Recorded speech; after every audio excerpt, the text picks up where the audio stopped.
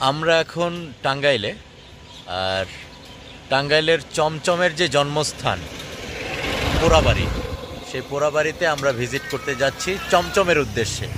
এখন পর্যন্ত আমার পোড়াবাড়ি দর্শন করা হয়নি।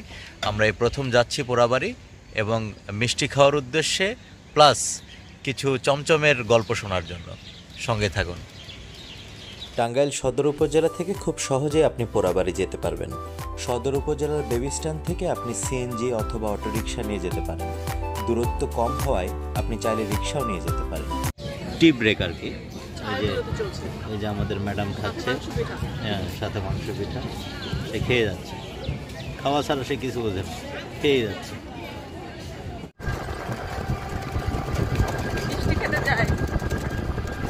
ইতিহাস থেকে জানা যায় দশরথ গৌর নামের এক ভদ্রলোক ইন্ডিয়ার আসাম থেকে আনুমানিক 200 বছর আগে সর্বপ্রথম মিষ্টির ব্যবসা শুরু করেন।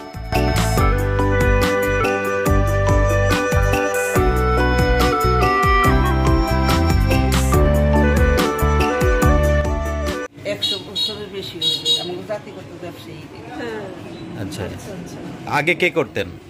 আগে তো মিষ্টি বানাইতাম।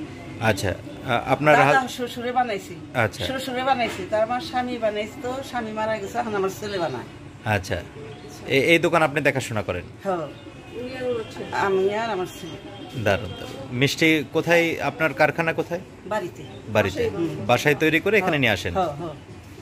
আমরা চলে এসেছি এখন পোড়াবাড়িতে আমাদের চমচম খাওয়ার উদ্দেশ্যে। পোড়াবাড়ির চমচম খাচ্ছি, দেখছি, কিন্তু সত্যিকার অর্থেই যে আমাদের পেছনেই চমচম দেখা যাচ্ছে। সত্যিকার অর্থে এখানে আসার পর আমি যেটা বুঝলাম যে একটি গ্রাম্য পরিবেশ। আর সেই পুরনো বাপদাদার মুখে যে কথাগুলো শুনেছি যে গ্রামের হাট যেরকম হয় সেরকম ঠিক পোড়াবাড়ির হাট, এবং হাটে, হ্যাঁ, বাজার। এখানে বেশ কিছু মিষ্টির দোকান আছে এবং একটি গোষ্ঠী আছে যারা এ পুরনো ঐতিহ্য ধরে রেখেছেন। সারা বাংলাদেশেই তারা সরবরাহ করে থাকেন মিষ্টি, এবং দেখলে হয়তো বা আপনি বুঝবেন না যে এত ছোট দোকান থেকে এত মিষ্টি কীভাবে আসে, কিন্তু লাখ লাখ কোটি কোটি মানুষের কাছে পৌঁছে দিচ্ছে এই পোড়াবাড়ির মিষ্টি।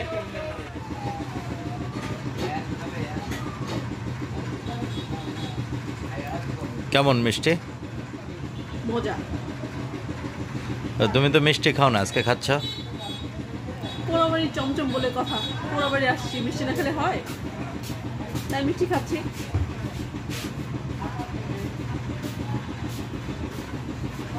প্রচন্ড মিষ্টি, যারা প্রচন্ড মিষ্টি পছন্দ করেন তারা আসবেন মিষ্টি খাওয়ার জন্য। আর যারা ডায়াবেটিক, যাদের একটু মিষ্টি কম খাওয়া উচিত, তারা একটু দূরে দূরে থাকবেন, কারণ এটা আসলেই প্রচন্ড মিষ্টি।